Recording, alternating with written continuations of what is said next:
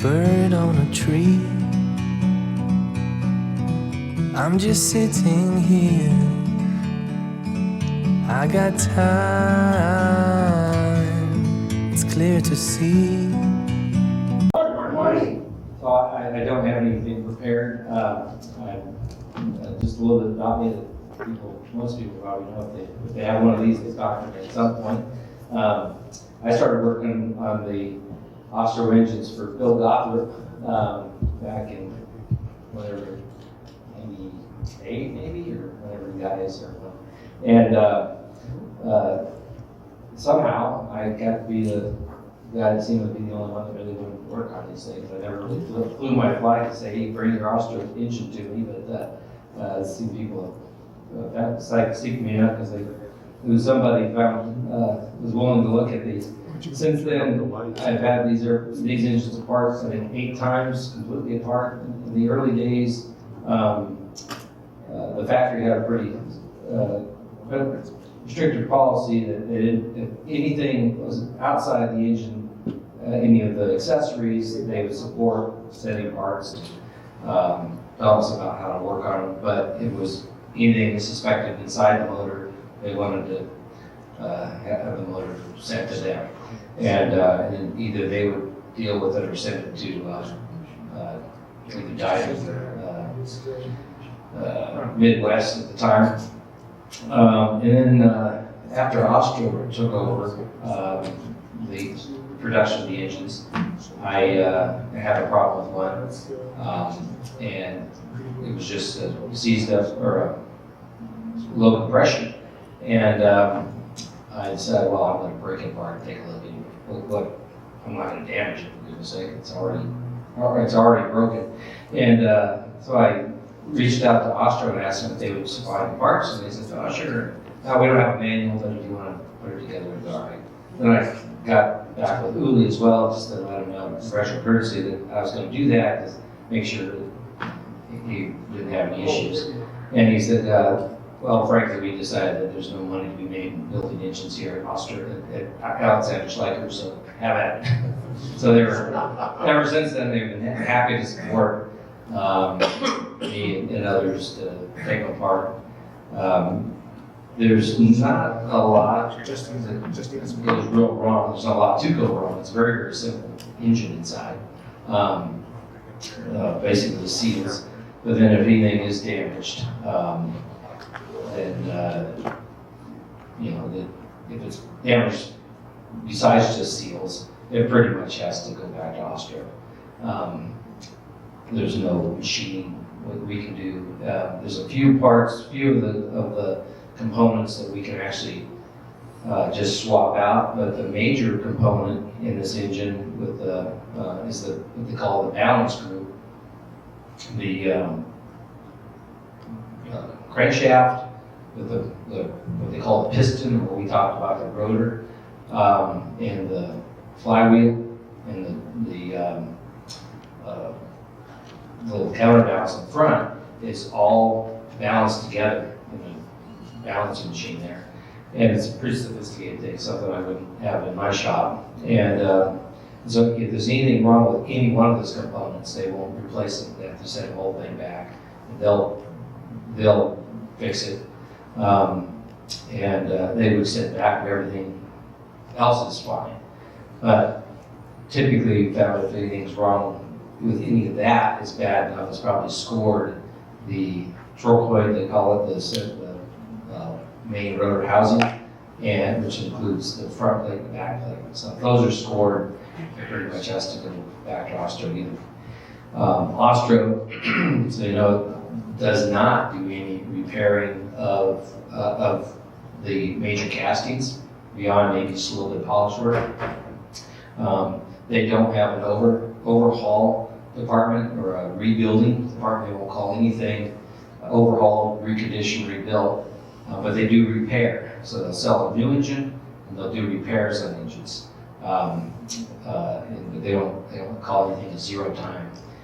So on the repairs, they'll put basically mostly new working parts like the balance section and stuff in it, and it's all pretty expensive. I've had one engine that I took apart that had leaked oil out the back seal, and actually absolutely burned up the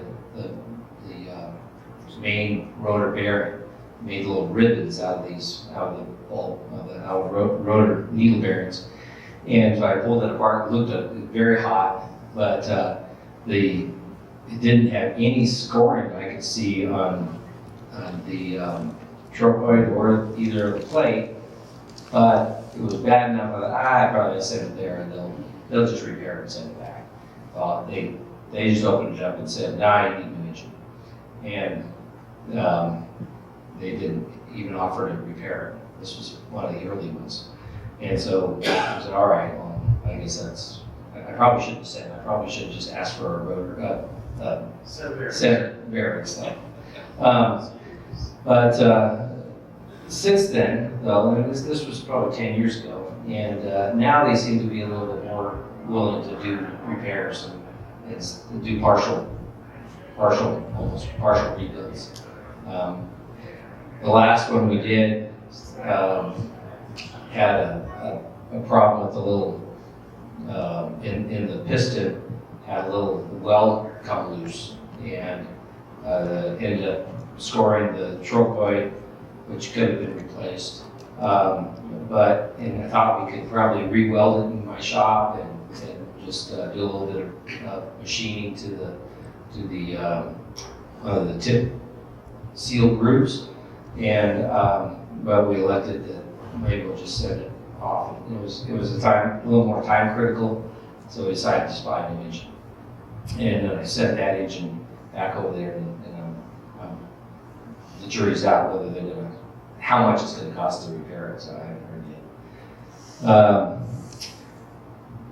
But other than that, this year I did have about 8 brand new things go wrong with this engine package that I've never seen before, and 3 of them the factory had never seen before. And they say, I go, really? I hardly believe that I found, and something's happened to my customer airplanes that they've never seen before. One was a trigger, an electronic trigger that failed. They said, we've never had an electronic trigger fail. There's two ignition triggers on the back of the engine here. And this one, just after 1 hour of service with a brand new engine, he was just getting a bad circuit. And it was unbelievable that little Hall's effect sensor would fail. But I put a new one on and it worked, so it really did. And the factory actually said, well, we just sent that one to us because that really has never happened to us. We want to trace it out. We did have the latest thing happened with Dan Ryan's new glider. Had 2 broken through bolts in the case, where upon annual inspection, we took the engine out and found 2 nuts with the little part of the bolts broken off.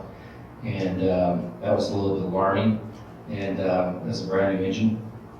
But I called Martin, and his response was, congratulations, you're the first one that's had 2 broken bolts. And so they went to Austria with it. They had already knew that they had a couple of cases of broken bolts, and they did find that they had a bad batch of bolts, and they rectified that and sent us a new set, and we were able to replace them. So we don't know how they haven't.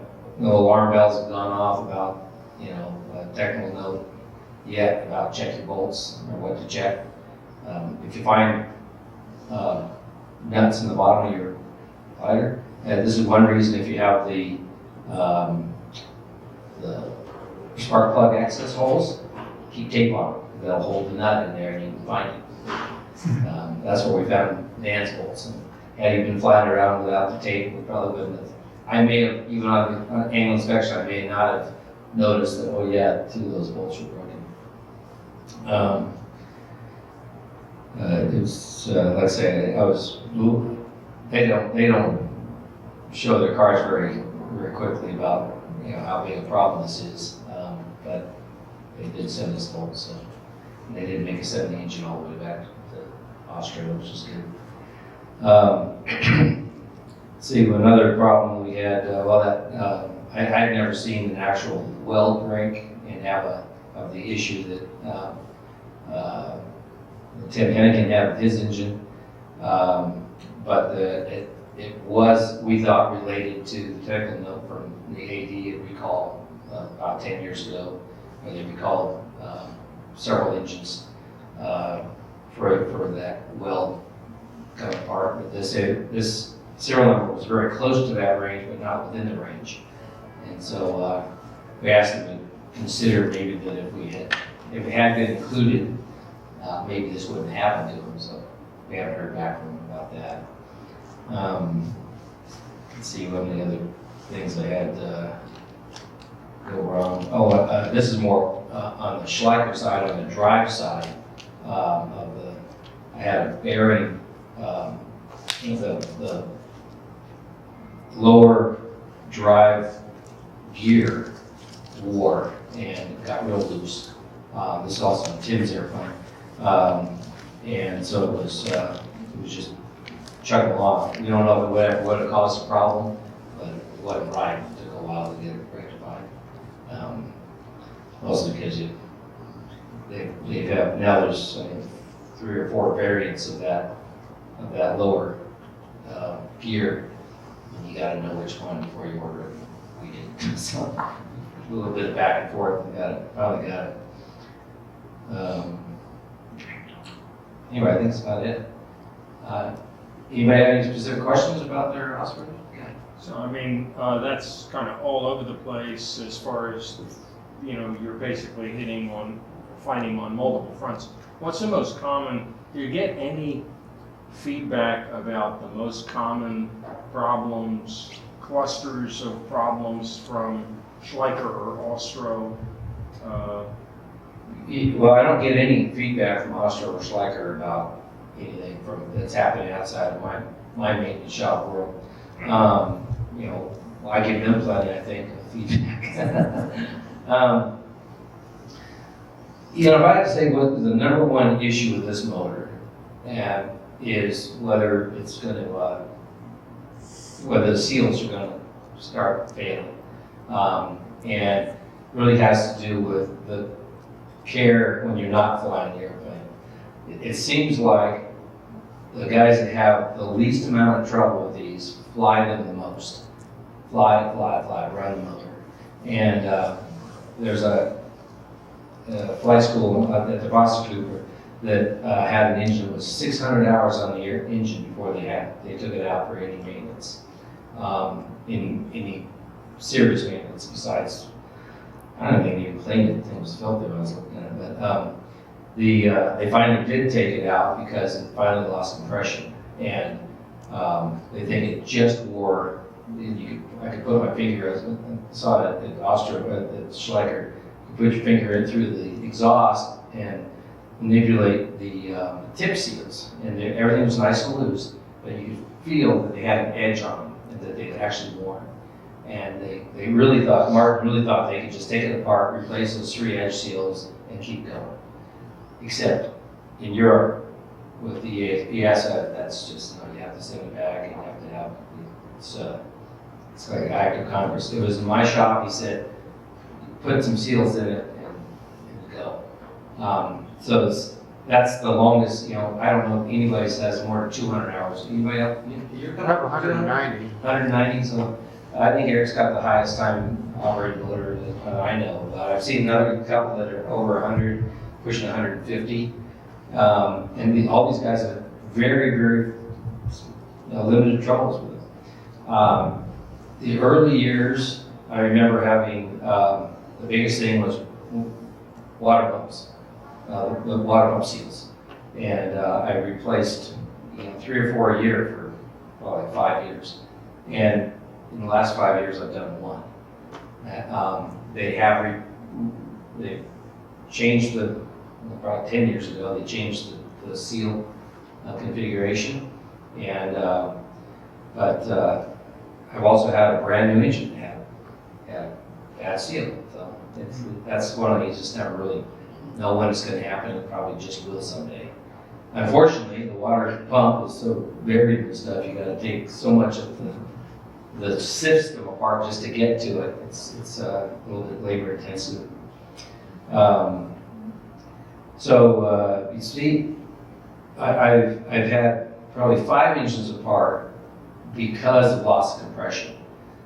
3 of them, all we did was clean up the seals that were there, put them back together, and they've been running trouble-free. But it means they're completely apart as far as it'll go. It's about 20 hours of labor to take it out of the airplane, get it back in the airplane, 20 to 25 hours. And that's if I can pay attention to 25 hours. Usually it takes 3 weeks to get that many hours lined up for me. But if we can, it is a bit, just is a lot of trouble getting to that point. How solid is the engine production at the engine manufacturer? Does it look like a long time life? And what's the turnaround time if you have a problem? So, I think the engine manufacturer still looks pretty robust. I've been at the factory. I was there for 2 days with Danny Schaefer. We've actually rebuilt an engine with a fella there. This one big building. They're building the Austro engine for the Diamond DA40 series airplanes, the Mercedes engine that they're converting. And then the other side of the house is these, and they got one room that does the brand new engines, and go through another door, and this is where the repaired ones are, and nothing goes between those doors. The biggest user of this engine is for the helicopter drone. This company is located right across the runway from them, and they had about 200 engines in the repair station just taken apart. They run these things, it takes like 2 weeks for them to put 100 hours on their engine, on a helicopter. And they run them for 100 hours and they take them apart, just procedurally. They don't go over it because they're flying them over people's houses, spying on people, I guess. And so there's this one, they stay very busy with that one company. When that one company goes bust, I think they're going to be twiddling their thumbs because there's just not that many out there. I think there's around 300 Schleicher gliders with the motor already in them. The Schleicher is the second biggest consumer of this motor. 2 years ago, I went to a Special Forces convention in Schiebel, which is the name of the helicopter. Schiebel, yeah. They were there, and they were like, I was like, well, what do you think of the Austro engine? And they're like, we really hate the maintenance that it takes for this, having to break it down every 100 hours. We're looking for a new engine. And, it just is a huge pain in the ass.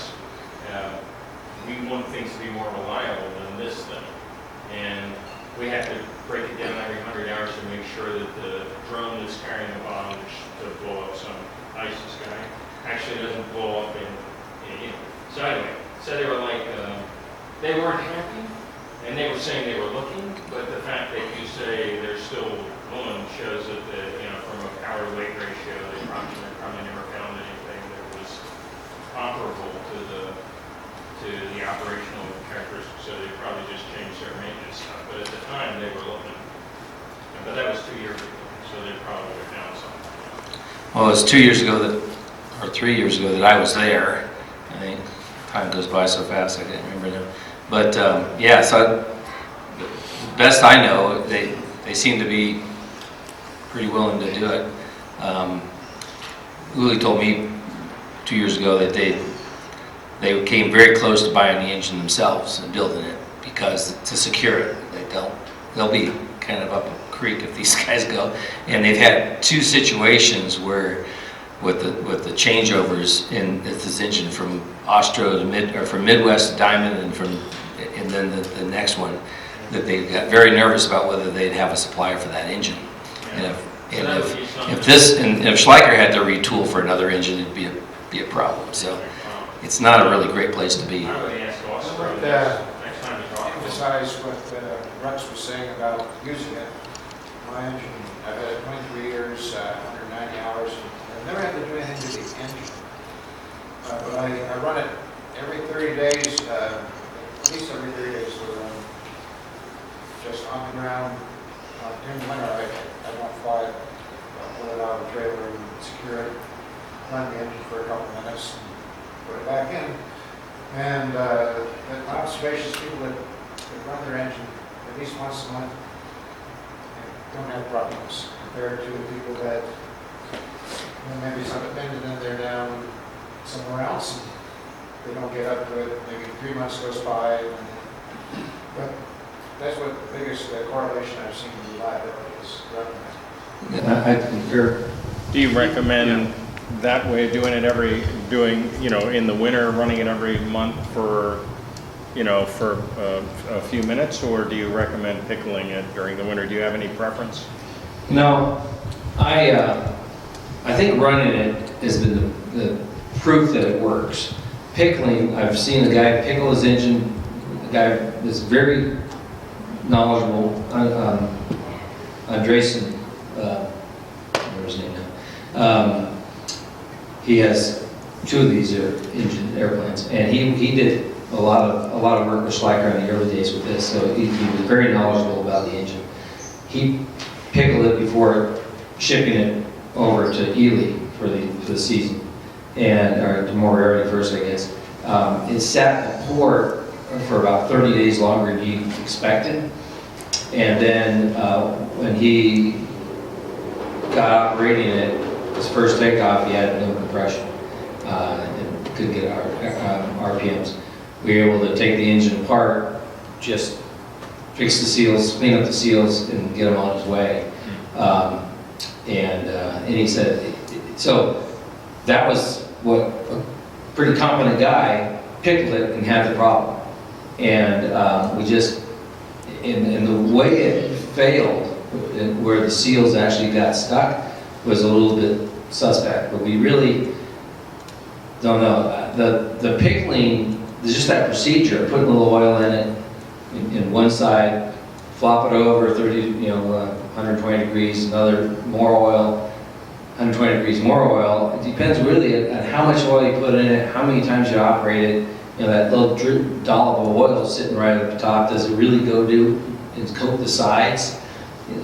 So I don't think it's a very reliable way to preserve it unless you're going to do the super pickle and fill it up and preserve it for a long-term storage.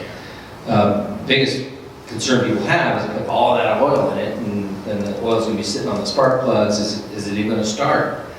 I did have an engine that guys pickled in Mexico, and they had put so much oil, they put heavy oil in it, and it was actually hydraulic lock. You couldn't move the propeller. So we took the spark plugs out, and then you could. So they put I don't even know how they got that much oil.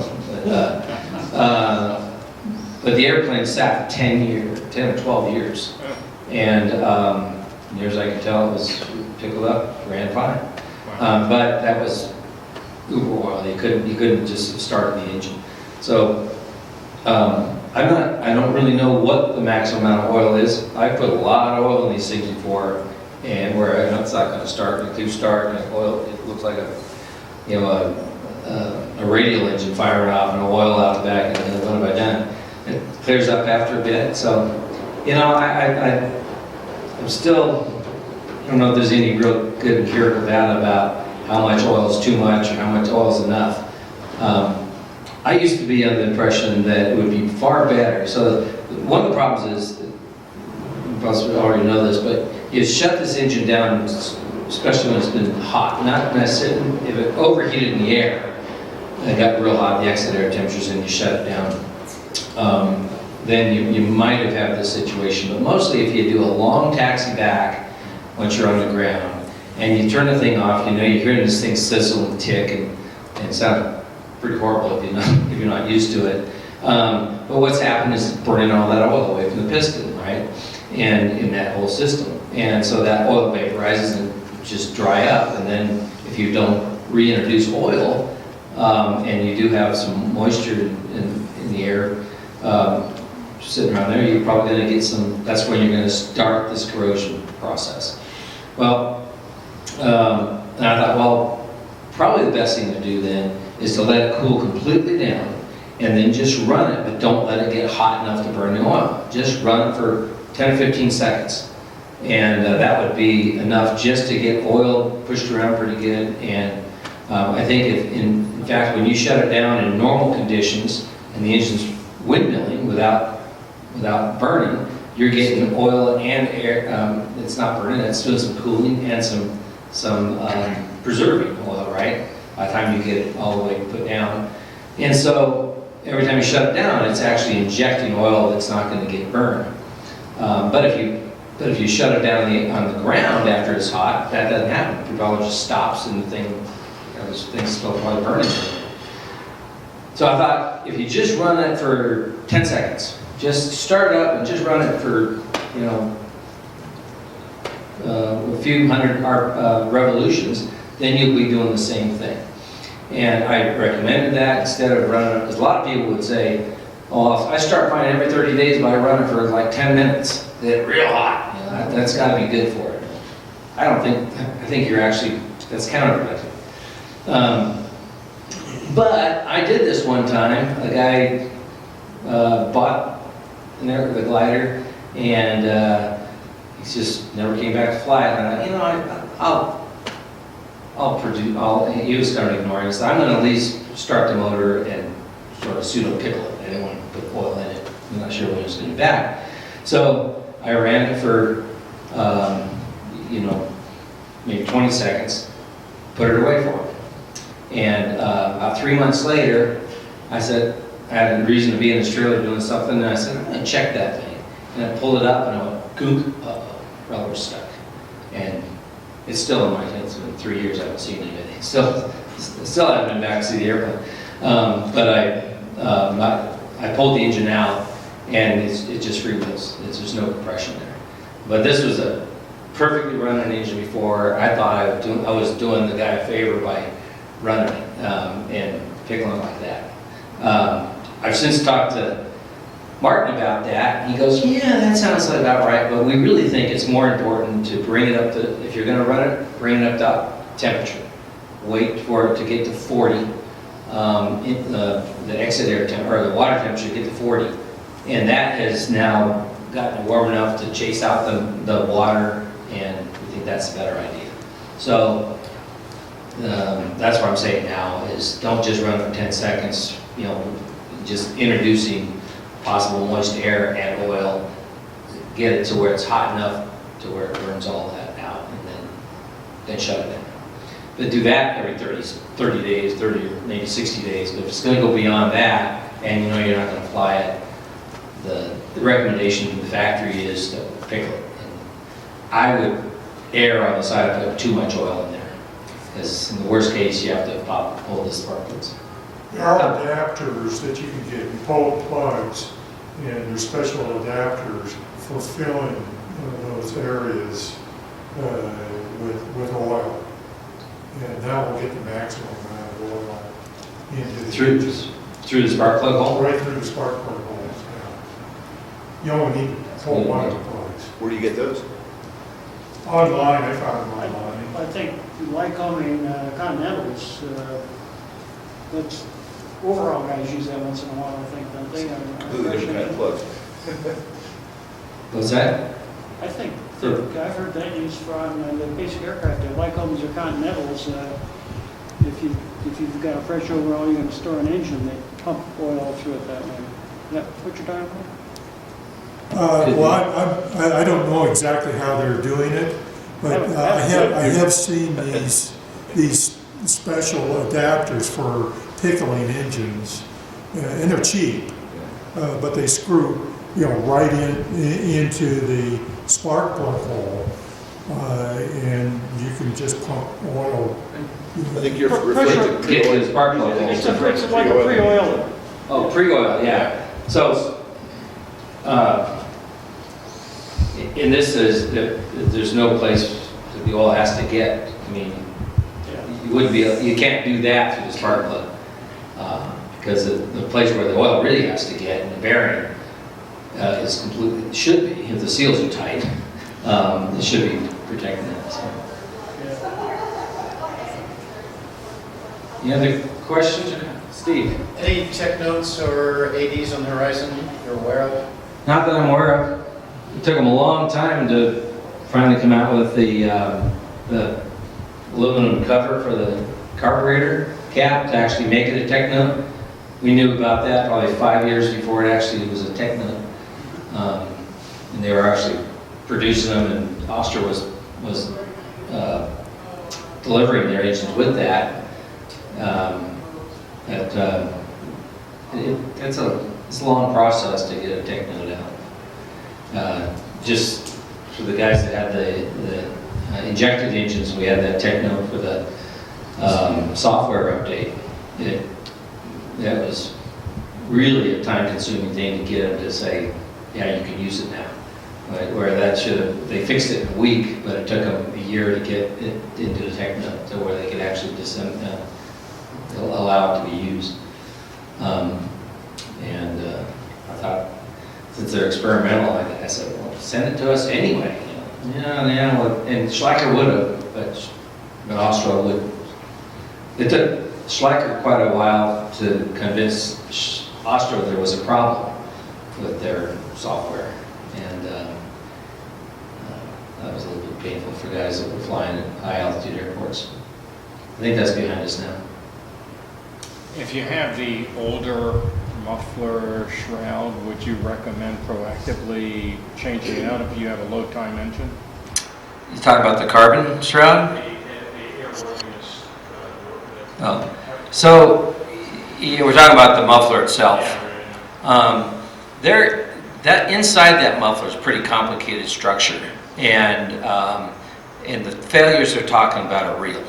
I don't know how serious they are because of how real they are. But the biggest risk for this is that the heat won't all go out the back end of it. It'll allow it to come out the front. And in where that technical note came from was, I think in Norway or one of the Nordic countries, one of the clubs discovered heat impinged, damaged area to the rear mount structure of the engine, where that fiberglass carbon structure is, right in that rear mount, and because it had been overheated, I think it really could have been discovered with good maintenance and good pre-flight action to see that, but when they did pull the engine and discovered that, they threw the alarm bell. It was 150 hours, and they could have done it differently. I don't think they had to do an AD. Schleicher was not real happy about them going through the AD process. They didn't get a voice in it, and there weren't enough commenters on it, and they wouldn't allow Schleicher to be a commenter for it. But it was described to me by Martin where the failure mode is. It can be inspected to see if you're having these problems. But the biggest thing is if you just pay attention, you'll see evidence of heat problems. Generally, you see it on the wires that come out of the sending unit from the oil can. The oil, if those wires look like they're getting yellow or brown and differently than it had been, you're getting more heat there than you need to have.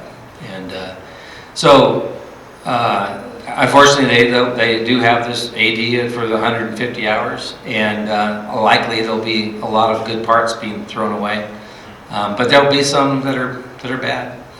And but I've seen a couple failed ones with less than 50 hours on them. They get a crack in them from whatever. Tim Hennigan had a crack in his muffler, and it would take quite a bit of disassembly to have gotten in there and fixed it, so we bought a new one. The problem is they're $3,000 in Germany, then you got to get here, and then so it's a $4,000 fix for a silly muffler. The new muffler is a better muffler. It's not all that much cheaper.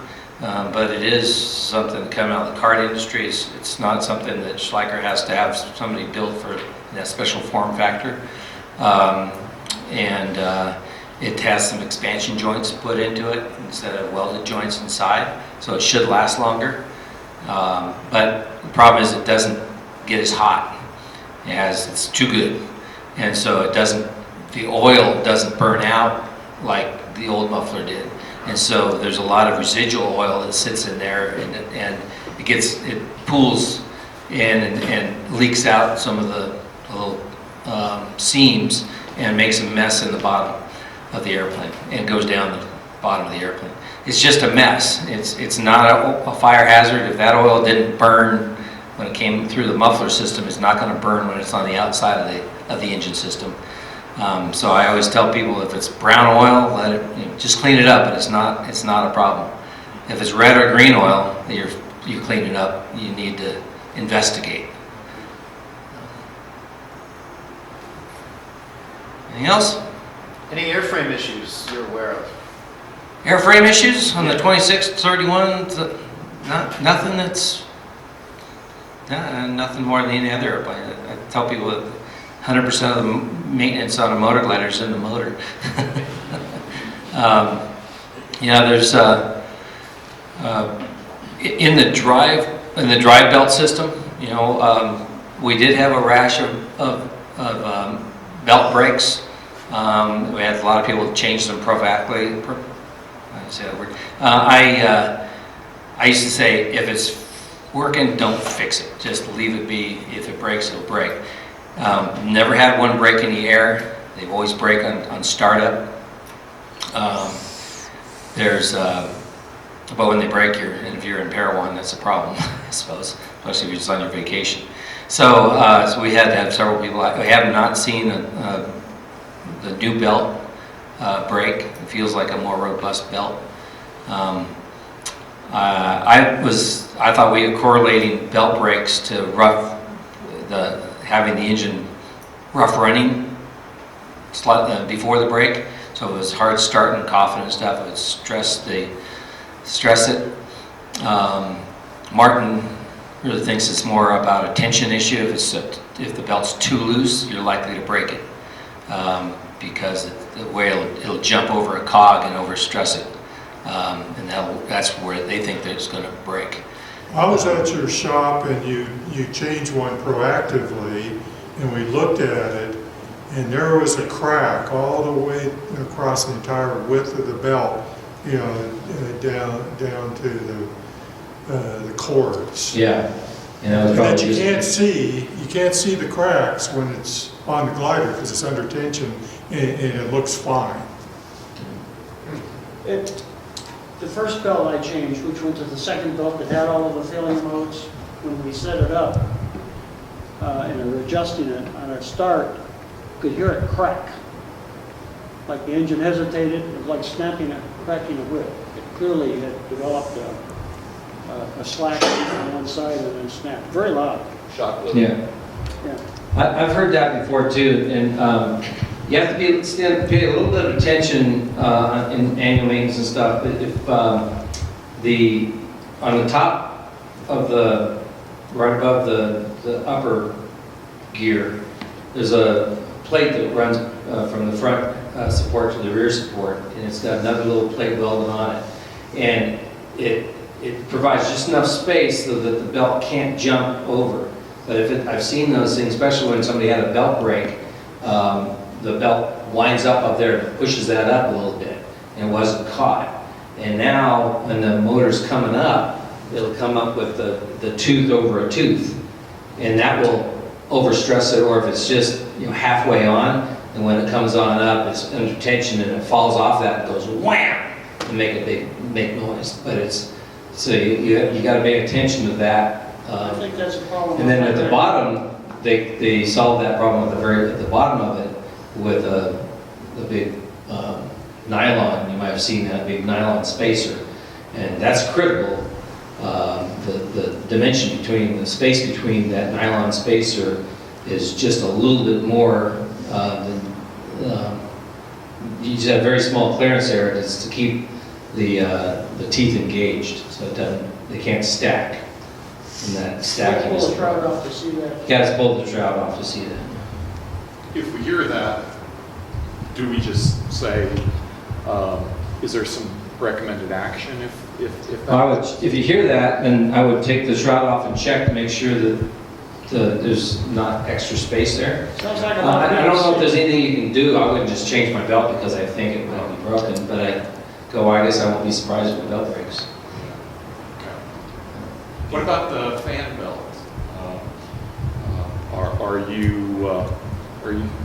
Are you seeing that those have to be replaced proactively, or? I've never seen a belt break just because. I have seen a belt break, and I was flabbergasted by it, but we never found the belt. I guess we did find the belt. It was all twisted up, didn't look like a belt anymore. But it had to do with there's a technical note out on the pulley, how it's bonded and fixed to the drive, what is it fixed to its hub. And this one was, it just come out of maintenance.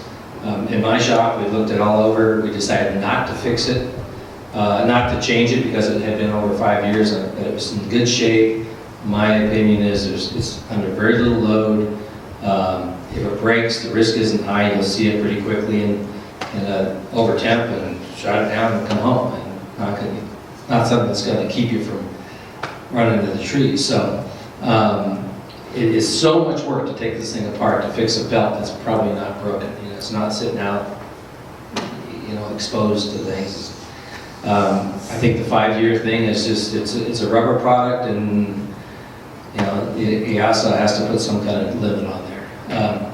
Same thing with the water hoses. I mean, if you're doing it all by the book, you would spend a lot of money every 5 years and change the water hoses, the fuel hoses. Now they've changed the fuel hoses to better hoses. But I've had people just say, I'd feel better about it if it was new, and okay, well, take it out and do it.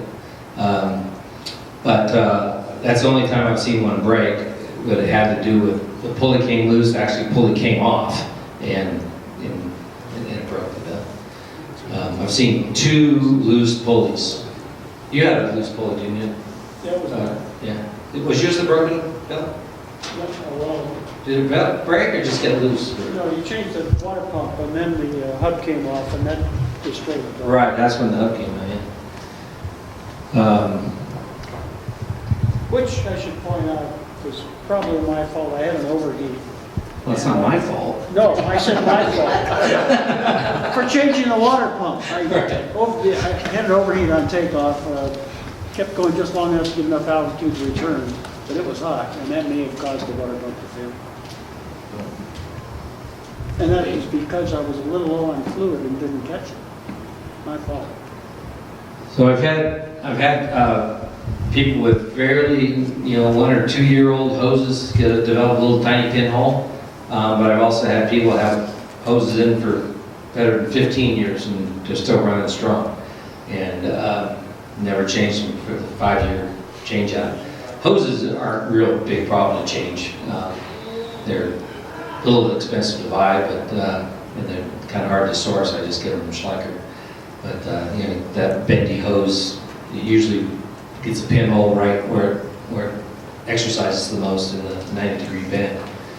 But again, you generally will see that. I think Steve had an in-flight hose break. Was it just a pinhole? No, it just let go. Let go, yeah. It was the gap. I mean, it was the space, the diameter of the hose. Just Yeah. That's probably what most I've seen 2 or 3 times. It's just been a little tiny pinhole, but generally speaking, depends on how you operate your glider, where you keep it. If you park it out in the desert and the water leaks out, you might not see it in the morning. If you park it in your trailer, you'll see some mess in the trailer if you pay attention when you pull it out. I hope everybody, when they rig, they look at the trailer floor for the first sign of a problem, either oil or coolant. It's a good place to look. 2 different times I watched people start the engine up, warm it up on my ramp, and walk away, and then come back and it's just water pouring out the bottom of the airplane. Those were pump failures. Both of them happened within a month of each other, two different airplanes. Kind of more coincidence. Why it happened in front of me, I don't know why. Stay away from it. Happened to have pumps in stock for those guys too. That was a miracle. How coincident. Speaking of those hoses, if you have an older ship, the length of the hoses are not the same as the newer ones. Yeah, we found that out. Yeah, we found that out the hard way. Yeah, that's not readily available information either. Yeah, Somewhere they changed. what changed was the length of the aluminum pipe come up and make a little bit more, about an inch difference. I think you have the only one in the country. There might be one more that I've seen. I think I've seen most of them. Did I hear it? I heard somebody tell me that that on the 26 on the floor, you've done a modification to do an electronic ignition. That's the 26 MI. I'm not sure how that really appreciates that or not. But, John Fitch in the back of the room owns that glider. He gets the credit. I came up with an engine with a kind of a different project. We got an airplane with a good engine out of it, a power plant, and I offered it up to John because I thought he would be up for the job. And so he did a way better job than I would have. He ended up rewiring the whole thing and doing quite a bit of improvement with relays and things, and especially the location of them. But at the end of the day, he ended up essentially buying a bunch of parts out of Rec 31. We could have done, the plan was, because the 31 those parts didn't come available when we first came up with the idea to do this, and so we had ordered a few parts from Schleicher, and they were willing to do it, but they weren't happy. I mean, I had to do a little convincing, and yeah, do you think it's pretty? It took a lot of time, mostly because he did too nice a job, probably. But do you want to say something about it? Come on up here. They might be interested. Yeah. By the way, we're not volunteering to do it to anybody else's airplane. This is not a sales pitch. I think when we started it, we thought, well, how different can it be? The fuselage is the same and the engine's the same and you just drop it in. And it turned out to be quite a bit more than that because the wiring harness is enough different that you really have to tear it out and start again. And the fuel system is enough different you have to tear that out and start again. And so the idea that I think some of us thought that originally that it should be a fairly simple conversion kit, and you could spend 20, 30 hours to do it. I spent probably 4 months, pretty much full time. I'm sure I could do it much quicker the second time, but it was a fair amount of effort to do. The glider's over on the floor. You can go look at it. It all fits in fine, works like a 31 does, I think. One of the biggest problems, he had an earlier airplane that had the original Technofluke propeller. Yeah. So when they went to the Schleicher propeller, the doors had to change significantly. And so he ended up buying a set of rec doors from the 31 ultimately. But we had planned to do some changes with his doors. That what we did. And so I think it was the right thing to do because Yeah, it was a common, because I had the earlier propeller, I had to do everything that would be involved in changing to the new propeller, as well as everything involved in changing. So if you take out the propeller and the door part and just left the number of calendar months for the fuel and the electrical systems, it'd be half of it, or? Well, yeah, it's hard for me to estimate what it would take with the knowledge. Now, first of all, I had to determine what was different on the wiring harness, and it turned out to be enough to where you have, realistically, have to pull the whole wiring harness out, put in a 31 wiring harness. I built a 31 wiring harness, and that took time. Yeah. It's not that easy to pull the wiring harness out of one of these gliders and pull in a new one. The fuel system, you can swap out, that's not that bad, but there's some extra hoses and things, some extra holes you have to put in things to get, there's a return hose for the high pressure. There's in place of the two low pressure fuel pumps that are behind the firewall, there are now two high pressure fuel pumps. That bulkhead to hold them, some extra hoses going here and there. The fuel tanks are different because of the return hose. I know everything about it. And so I don't, the question is, knowing what I know today, would I undertake it again? My time is free, so maybe I would. I mean, the result is good. The fuel injected engine starts instantly and runs better, a little smoother. I've only flown it once at sea level. I flew out of Rex's place and got about 880 feet a minute climb rate for the first 1,000 feet. I fly mostly at Truckee.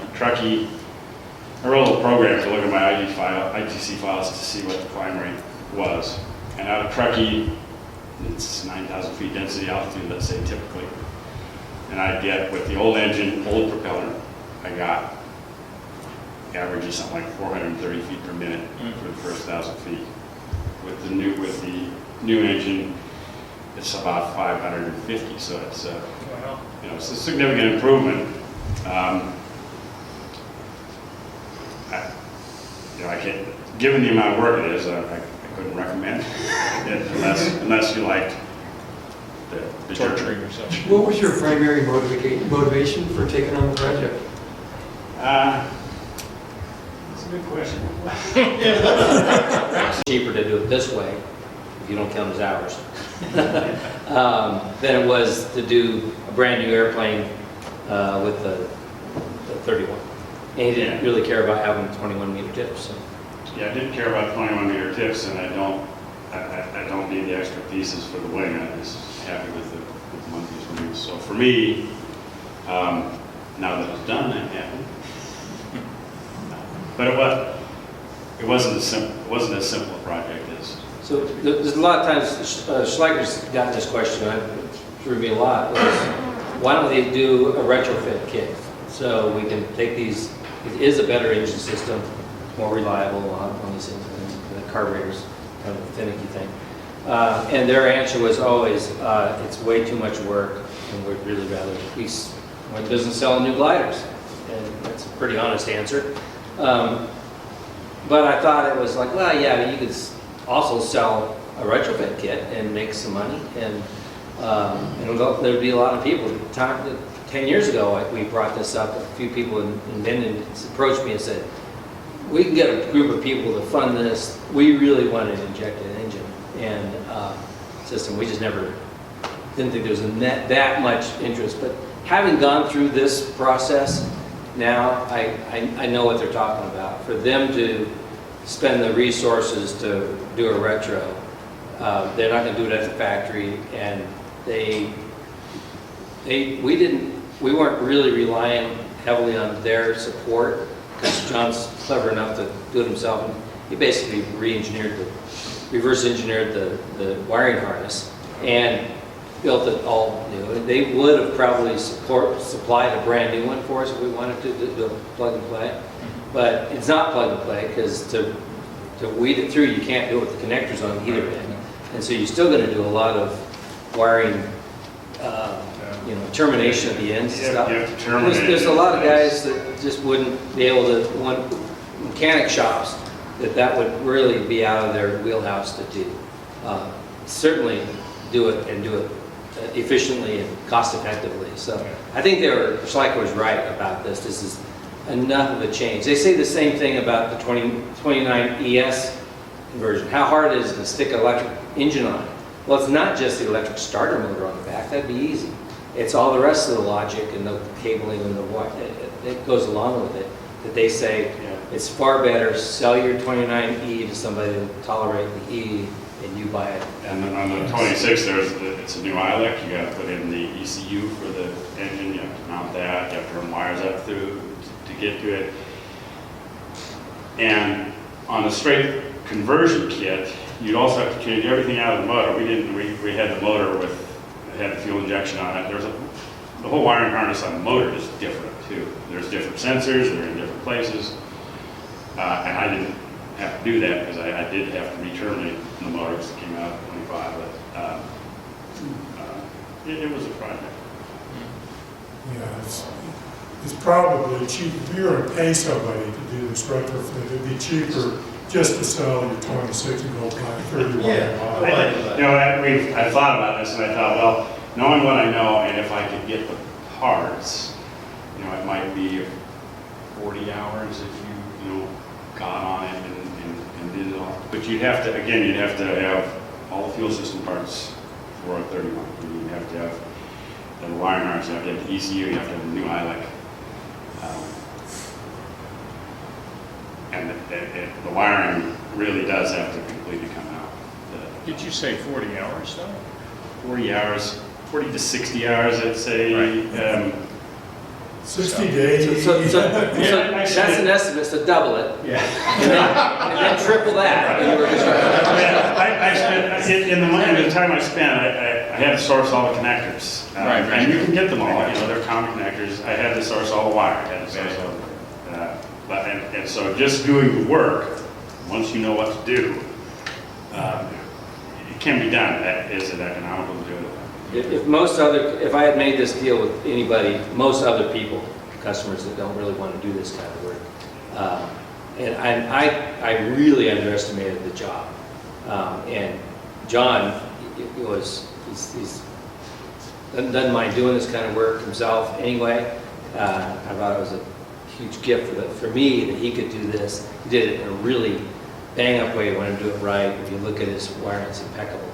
And most people that would have even helped wouldn't probably have had that. So I really would have been on the losing end had we stuck with our original agreement where he was just going to support. I ended up being the other way. I'll support you, John. and he didn't need money. So. And I have space. I have a shop that I can put in and have sort of months that it says. Yeah. But come look at the gliders over there. Perfect. Anybody else have any questions? This is going to be in my booth, so if you guys want to stop by and just, not much to see, it's just kind of a dumb over there. If you have questions later on, I'll be there on the rest of the conventions. What does Schleicher get for a new motor, new engine? I wouldn't buy from Schleicher. I don't know what their prices. But Ostro, you can buy this from Ostro. It's 19,000 euros with what you see right here. A strike replacement, and it comes with the starter, the 2 new engine ignition controller boxes, and the carburetor. That's a carburetor version, and the carburetor. But essentially, that comes in a box for about 19,000 euros. When it's all said and done, if you break your engine, you'll be 25,000 out the door. Dollars. Well. That was the summer before I took it up. It's up to 1.23 or something. Yeah. All right, 26,000. Yeah. And if you go to the factory, at first they're making a lot of money on this deal. And I go to the factory, and these guys are giving this thing away. As few as they're building, and what goes into this thing, it's amazing that they can still operate at that price, I think. But it's a chunk of change, so you gotta hope that you never have to do it. Anything else? Thanks for listening. All right. Who's got it? Updated from quite a few years ago, as you can tell by the picture.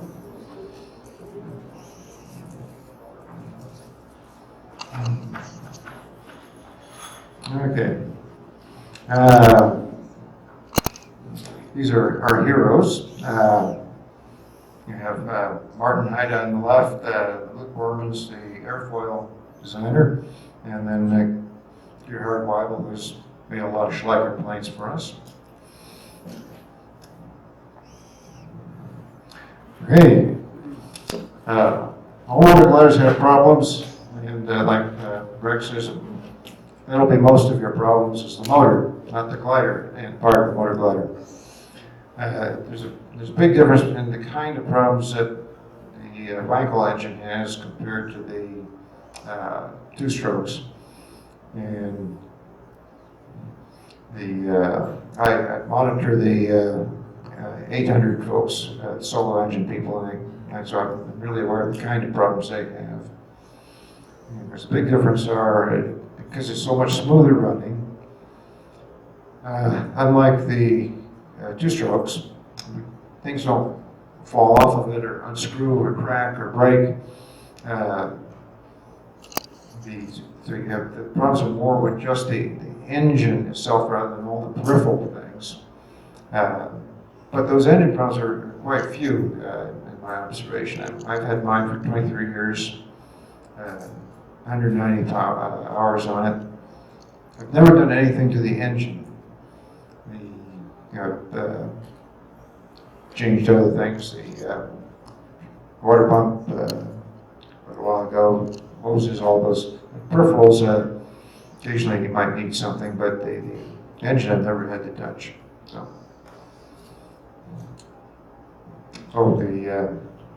talked about belt breakage. The original belt, like mine,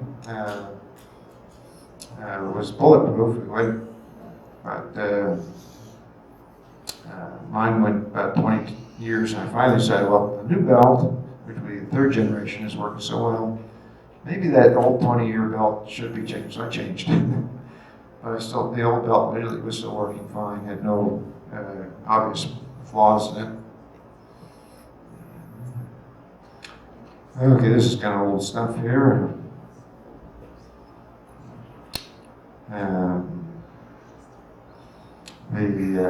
The new, we've gone through 3 sets of plugs. The newest ones, the NGKs, seem to work really well. So if you're going an older engine, or you buy an older plane that has one of the older set of plugs, I say just proactively change out the spark plugs. So spark plugs will go a long time typically, but my tendency is to, when the engine's out, just change the plugs. They're cheap. And it's really a lot easier to change them when the engine is out for some other reason. Here's the innards of the engine that was sitting there. Quite different look than the piston engines.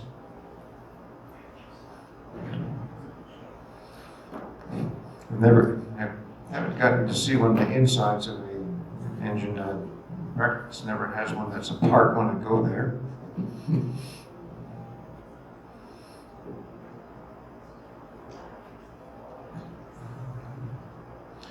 Now this is it's an old slide. I'm sure there have been dozens of engines that have gone past 150 hours now, but I don't know what the numbers are. I was hoping Rex would tell us, but apparently he doesn't know that either.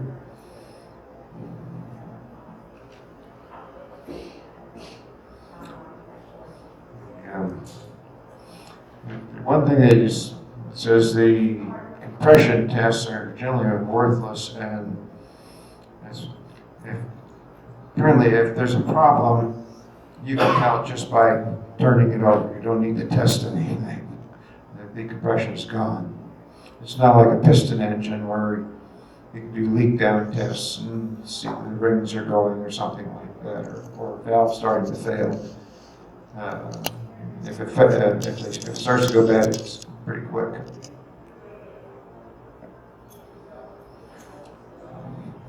That's interesting. This is from several years ago. The newest design is holding up well. That's the one I've got. Now there's a newer design. Fortunately, they allow the mufflers to go 150 hours, so I have about 20 hours left on mine, which realistically is about 4 years. So people that have most people don't have that many hours on their mufflers, so a lot of people will not have to replace their muffler. They'll sell the plane to somebody else, and they'll have to replace it. But just in case there's anybody here that still has the fiberglass shroud on it, they should definitely change that out. The old fiberglass shrouds are not, if there's a leak develops in the muffler, the fiberglass shroud will not hold up very long. So that's really worth getting rid of. I've done that I did that on mine quite a few years ago.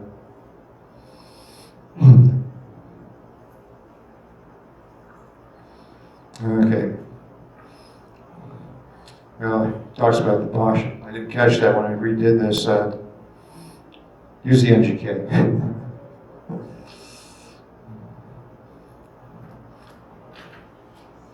I think it says here that the CO meter is still the best way, but actually I've used the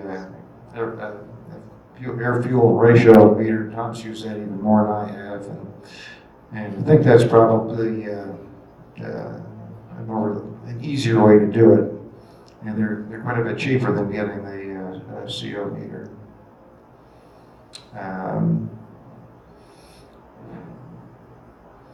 But what I've found is just a handbook method of tuning it until it stumbles and tweaking it a few times until it doesn't improve it anymore. It actually works out fairly well. And if you do that with some care,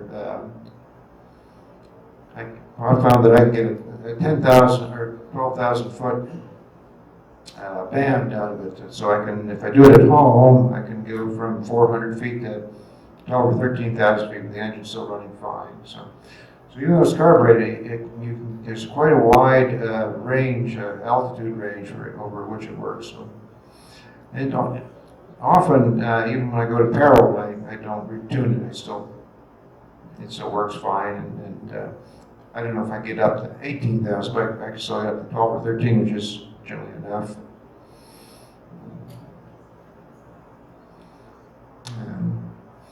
There are a few people that are willing to reach down there and adjust it while it's running. But that's always seemed very scary. So if I do the tweaking, I'll stop it, start it. You ought to put here in large caps.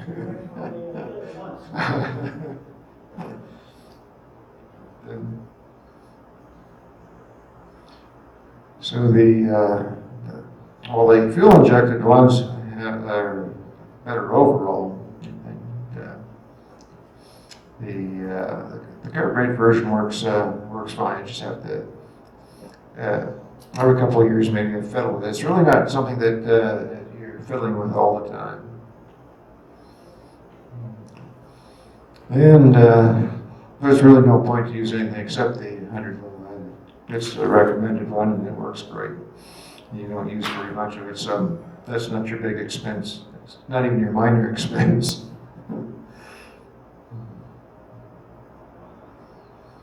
And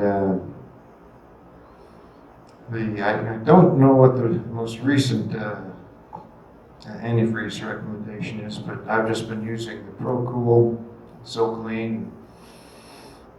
Change it every now and then. Generally, sometime whenever the engine's out, if it's been more than 3 years, I'll just change it.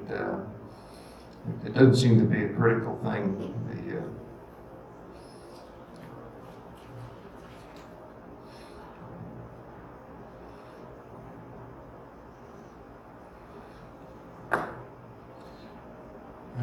If you have to, I don't know anybody that routinely operates it, when ground temperatures are over 100. I've done it, and I've discovered that the pilot is in much bigger trouble than the engine. So, but it runs fine. But boy, at those temperatures, your density altitude is generally so high that things are, the performance is down, but it's running smoothly. Last time I did that was last year. I went to Bishop after Ely. And after one flight where it was 106 on the ground, I said, I think we'll go home. Engine ran fine, though. I didn't have to change tuning from home, which is only 400 foot, and less than 100, so the carburetor really can work well.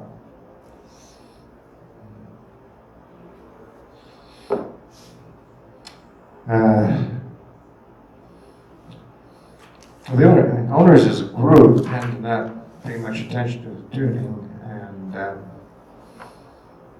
not so much to the oil consumption either. Generally, the oil pump's quite reliable and don't have any problems. The worst case I've heard of is where the oil tubing from the pump got damaged during maintenance. And so after a while, the engine took several flights, and apparently the owner did not notice the oil was not dropping down nearly as much as it should have. So it's always good to track the oil consumption.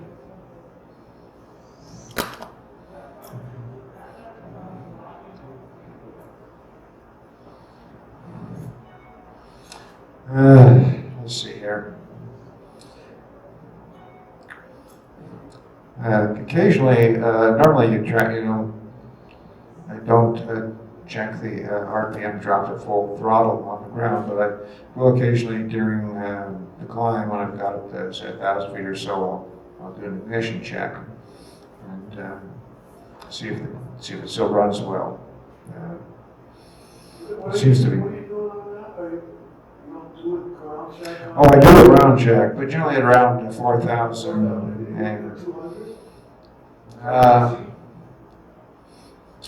Yeah, I guess if it were that much, I would be worried. Normally, it's more like 100. Okay, ours has been averaging 200 forever. Yeah, well, that's probably fine. Okay. But what I discovered once was that when I checked it on the ground, it was fine. But at 1,000 feet, full throttle, the drop was greater. And I don't remember the details now, but I decided that there was a problem. It's been quite a long time ago, but it is a good time. That's when you really wanted to know if it's working well, is full power under climb. So it's an authentic operational position, whereas the ground test is not quite as good. If your battery is in good condition, the engine spins fast and it starts better. Hulk engines are like this, but in the case of the Wankel, you need to go fast enough to push the centrifugal force pushes the seals out against the case. A lot of people are changing over to the lithium batteries now, and told that they spin the engine much better than even the good lead acid battery. Probably because their voltage is somewhat higher and they don't drop off as much under load. My other mentioned check the oil consumption.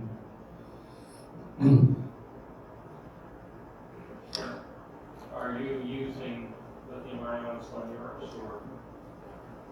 No, I'm still using lead acid batteries, but at the time I put those in, it wasn't clear that there wasn't as good a choice for lithium as there are now. So if I'll probably use them for the rest of the season, but the next time I change them, I will put in the lithium cells. People have been having good luck with them. And would you do the lithium for the engine and the regular for the electronics, or would you? I think I changed both of them. I haven't changed yet, but if you move the lithium, you gotta watch the CG for how light it is. Well, that's a good point. You definitely need to do a weight balance. And I've got several pieces of lead up, or spike up front, so I'd have that at a disc or two to them. That is the main reason I ordered my 31. I wanted to go to those batteries and really would not do it. So I'm not going to get it because most of it is CG. Also the charging, the voltage regulator, all of that changed all out. So it was a big deal for the factory. And just put in two big 21 amp batteries and it'll be good for it so far. Great. Yeah. Yeah, nothing.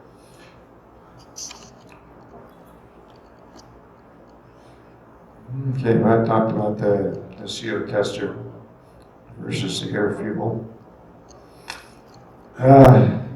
Over the years, I've had a few problems. Or people have had problems. Somebody, I mean, it was you asking if there's a cluster of problems, and you know, I don't think so. It seems like it just sort of this hit or miss. It's not like on the solar engine ones. There are clusters of problems because there's always almost always vibration related. And then they've had a couple design problems that cause everybody problems. But so you can, all kinds of things are potential problems.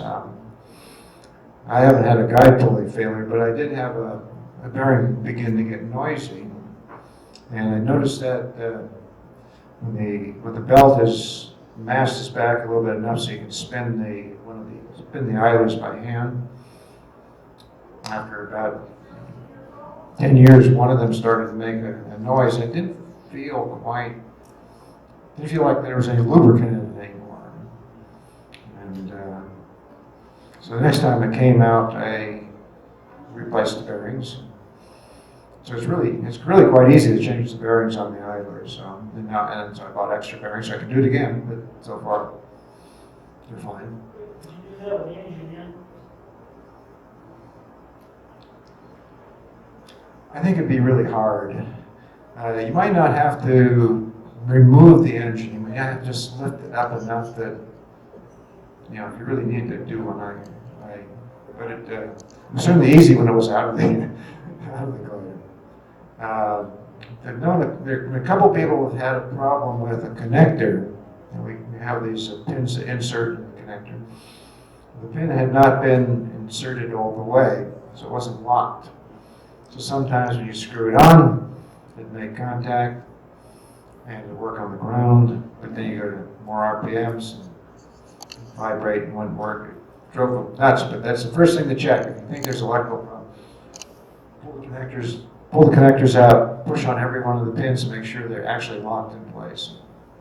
Go from there. Well, you have it clean, spray some electrical contact.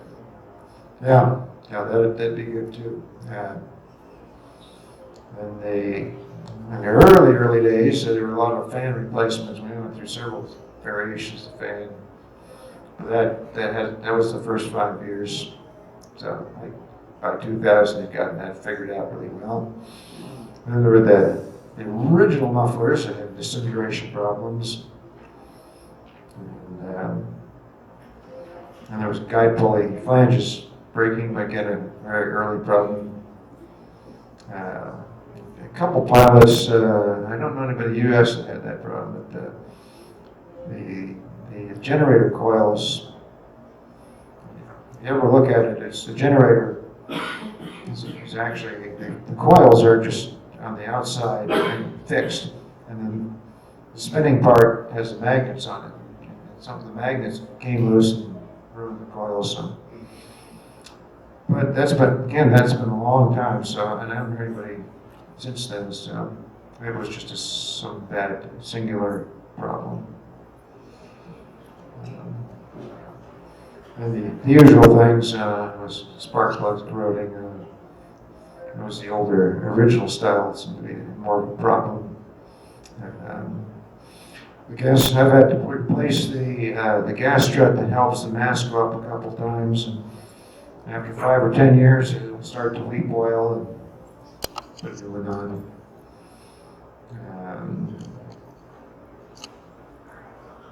I know several people have trouble with the electric drive, moves mast up. There's a rivet on it that came looser, and so the cylinder with the drive screw in it started winding. But just drew it back on and put the whole rivet back in, was fine. Mine, I didn't know what the problem was, so I changed it. And so I have a really good spare. And there's people with the old propeller, the Technoflug, which I don't think the construction on it was as good as Schleicher brought. They would develop chips and gel coat. They look like cracks. If you really looked at it, you could tell it was a chip in the gel coat. And what I did on mine, first I showed it to Garrett Weibel, who was down there, and he said, "No, that's just gel coat. Don't worry about it. They just put a black mark on the edges, and if it doesn't get any worse, then you don't have to worry anymore." And 15 years later, it hasn't gotten any worse, so I guess it wasn't a problem. Beg pardon? Oh, okay. Let's see. I think I'm about out of here too. Okay, the I-like controller occasionally is a problem. I had to send, I got an exchange once. Just. Is that just a change on those? Because our fuel is really low now too. You have to change the whole system out? If it's a fuel level problem, I don't know. It could be there's a calibration procedure on it, so if you haven't tried that, you should do that first. Then there's the usual stuff, hoses, stuff, all the obvious things. One system question here. I made the mistake of taking off the radiator cap and lost a bunch of coolant, and so I refilled it without changing it out, but it was one of the products that was recommended in the maintenance manual. Did I just do something really wrong? I don't think so. I don't think the different brands of approved ones are incompatible. Because you had that as one of your checklist items, is not to make brands. Well, as long as you used one of the approved brands, and what was in there was an approved brand, I think you're okay. All right, thank you. Okay. Then I carry a few spares, sort of stuff that you can replace in the field easily, and it might be hard to find. And generally, they've just sat there in the box and they've never been used. Did have to replace a limit switch once. Okay. Are you going to have this information on the website? Yeah, I can put it on the website.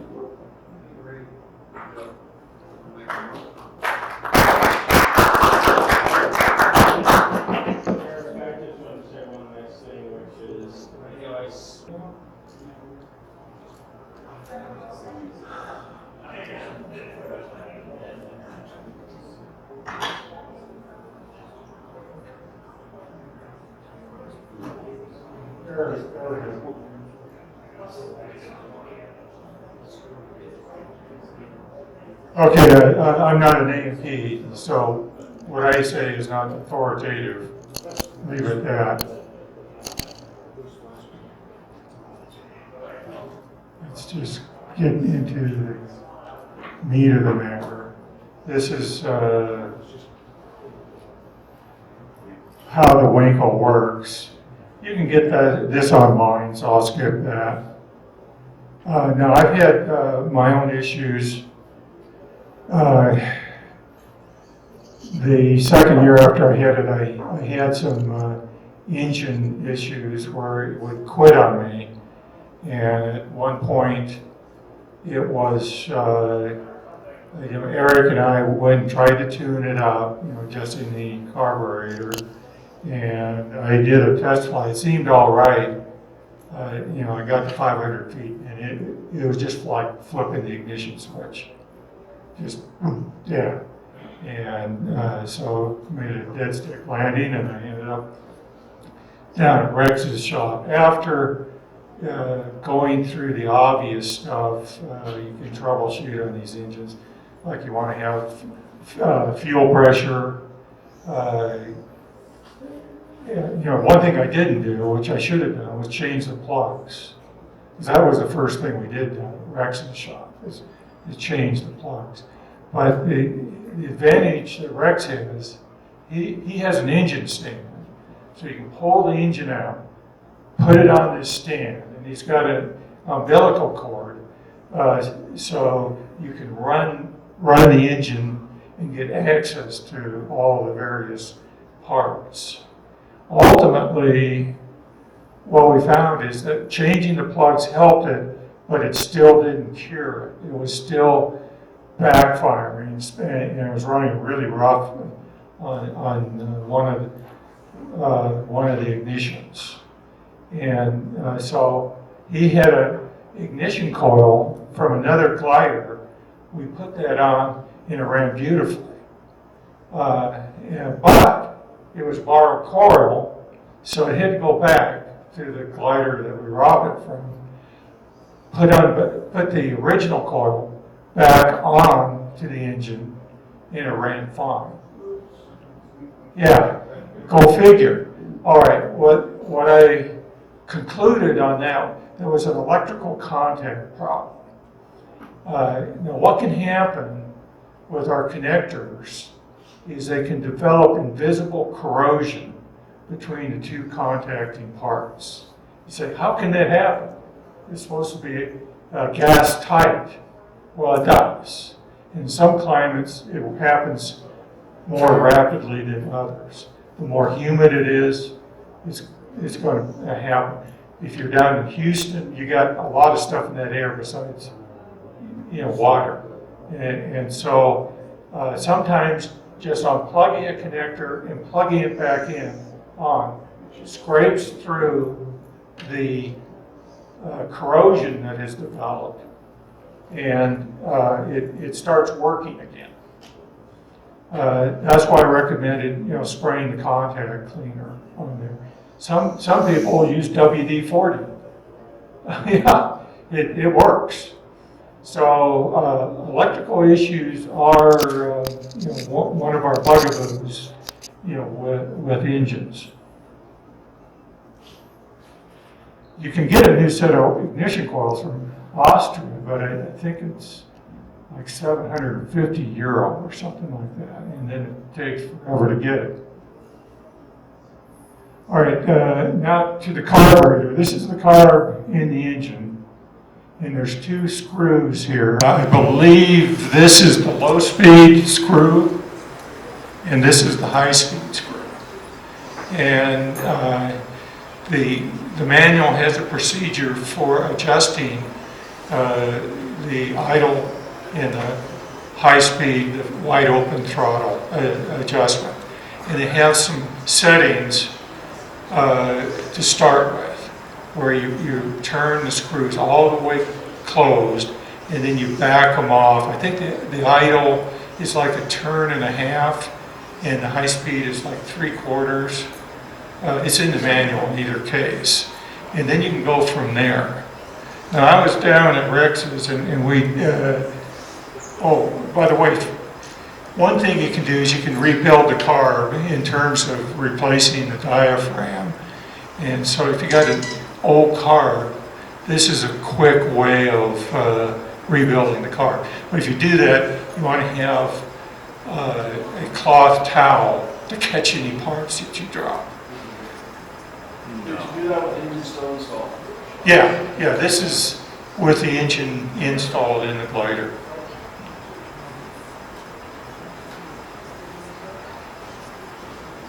And there's a close-up of the diaphragm. These diaphragms actually last for quite a number of years, so I really don't think there's going to be an issue with those things. But, Eric said his long enough that you might change at least once. Okay. That didn't fix my problem.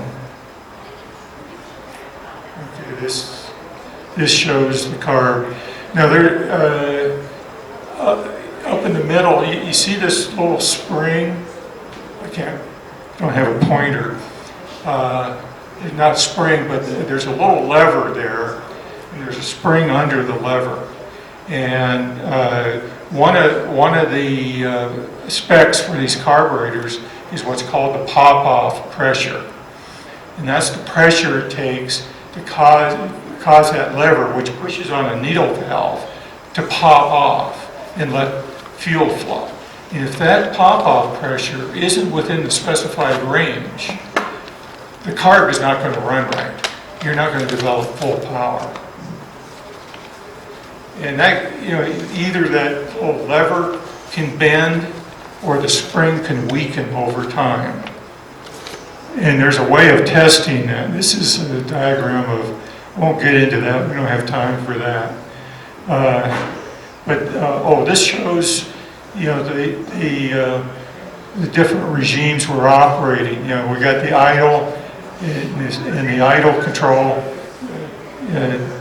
controls a low speed, and then it switches over to the high speed jet at wide open throttle. Normally we just run either idle or low speed, and then we go wide open. So we don't have to worry about adjusting for mid-range. There's a picture of a pop-off tester. They're like $50, and it's easy to check. You just insert that, take the fuel line off, put that on, and then you keep pumping up the pressure until all of a sudden it drops, and that's the pop-off pressure. And that's a picture of it being tested.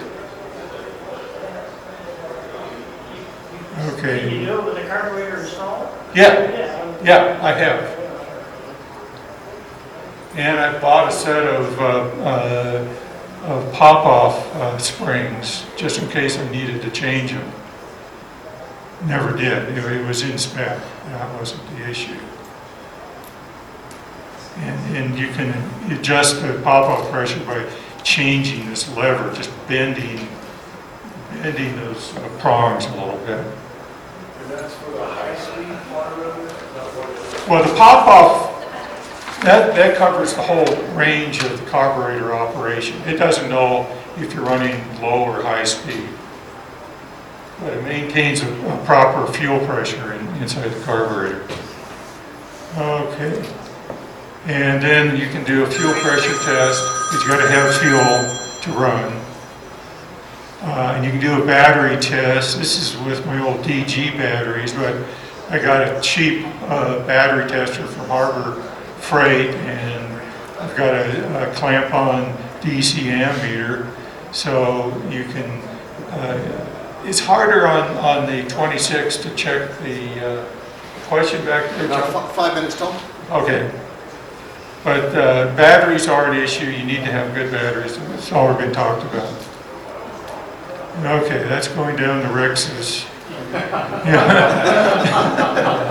I gave up, and there's the engine on the test stand.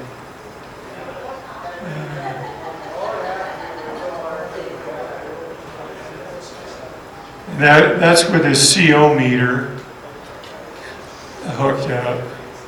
And I also put on an air-fuel ratio meter. And we ran it side by side. In which gave the better, more accurate reading?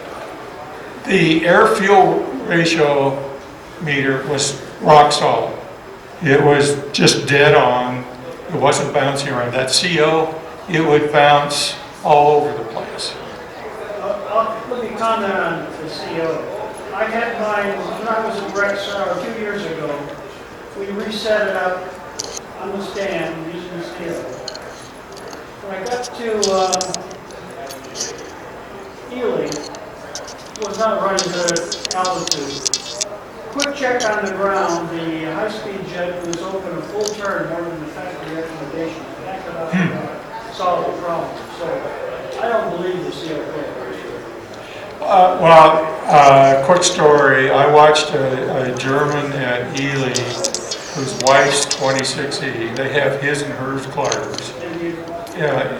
And the Andreassens. And he did it brute force. He just took all combinations of settings between the high and the low. Just one a little bit, just the other through its range, go back, click, and go through again. Took him all day long, but he finally found, the right combinations to get it to run properly and at idle full speed. But the air-fuel ratio meters, this is just hardware out of a hardware store, and they're pretty cheap, like $110 or so. The thing about air-fuel, that's what you're trying to get. The ideal ratio is 14.7 of air-fuel. We, for performance engines, want to run a richer, which means a lower ratio, like 12 to 1. You don't want to run real lean because you'll burn out your engine.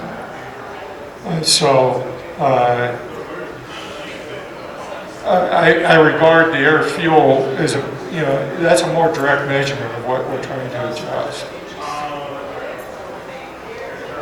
And they're just a lot cheaper.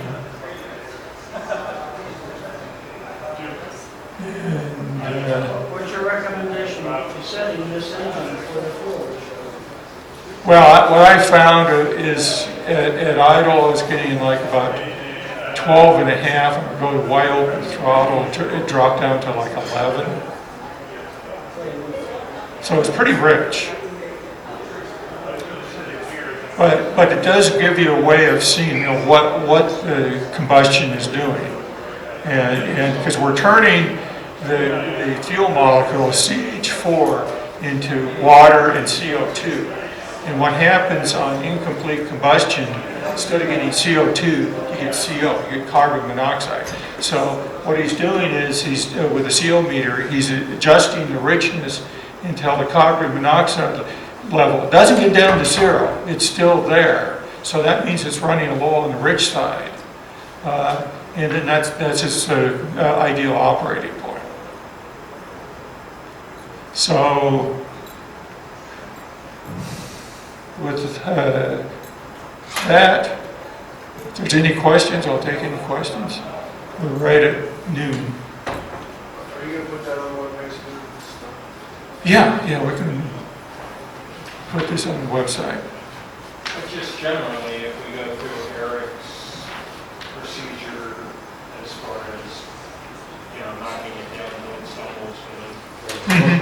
Yeah, that's just the trial and error approach, and it works. It works okay. Yeah, it will work. You don't need, what you will need is some real short stubby screwdrivers for making those adjustments. Which actually, as far as getting to full extended 500 RPM or whatever, wide open throttle, which of the screws is more important? Well, the high-speed screw, but you have to have the low speed adjusted first. You can't. They working. You start. It contributes a modest amount of high speed. That has to be set. I have to check my notes, but I think when I had it stumbling in altitude, I had to adjust the low speed first.